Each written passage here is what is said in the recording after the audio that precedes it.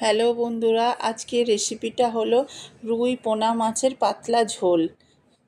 আমি এখানে কিছু জিরে আর লঙ্কা নিয়ে নেড়ে নিয়েছি হালকা করে। তারপরে কড়াইতে তেল দিয়ে দিলাম। তেল গরম হলে মাছগুলো দিয়ে দিয়েছি। এবার উল্টে পাল্টে হালকা করে ভেজে নেব।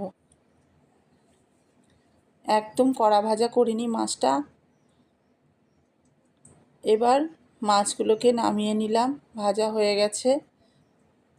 এবার আমি একটু ওই তেলের মধ্যেই জিরে ফোড়ন দিয়ে দেব।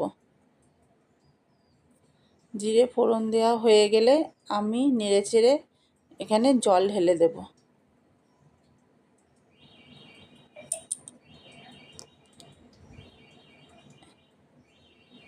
এবার নেড়েচেড়ে নিলাম। এবার জলটা একটু ফুটতে থাকবে। ফুটলে আমি এখানে পরিমাণ মতন নুন এবং পরিমাণ মতন হলুদ দিয়ে দেব।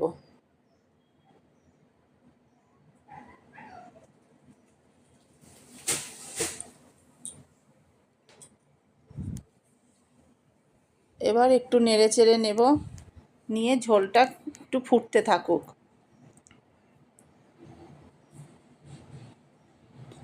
ঝোলটা ফুটলে আমি এখানে কয়েকটি কাঁচা লঙ্কা দিয়ে দিয়েছি। এই কাঁচা লঙ্কাটি খেতে খুব ভালো লাগে। এখন আমি জিরে আর লঙ্কাটা পেস্ট করে নেব, ভাজা জিরে এটা। এবার এদিকে দেখুন ঝোল ফুটে গেছে। এবার আমি মাছগুলো সব দিয়ে দেব। এখন কিন্তু দেখেন কি সুন্দর রঙটা লাল এবং তেলটা ভেসে এসছে। কারণ আমি তেলের উপর জল দিয়েছিলাম, তো এর জন্যে যখন তরকারিটা নামাবো তখন দেখবেন এই তেলটা চেঞ্জ হয়ে গেছে। এবার দেখুন ঝোল ফুটে ভালো করে হয়ে গেছে। এবার আমি ভাজা মশলাটা দিয়ে দেব, দিয়ে একটু নেড়ে চেড়ে নেব। এটা রুগীদের পক্ষে খাওয়া একদম খুবই উপকারী। আর জ্যান্ত মাছের পাতলা ঝোল খেতে খুব সুন্দর লাগে ভাজা মশলা এটা দিয়ে। আপনারা করে খাবেন, দেখবেন কত ভালো লাগছে। এবার দেখুন আমাদের এখানে ঝোল ফুটে গেছে। এবার আমি নেড়েচেড়ে ঝোল নামিয়ে নেব।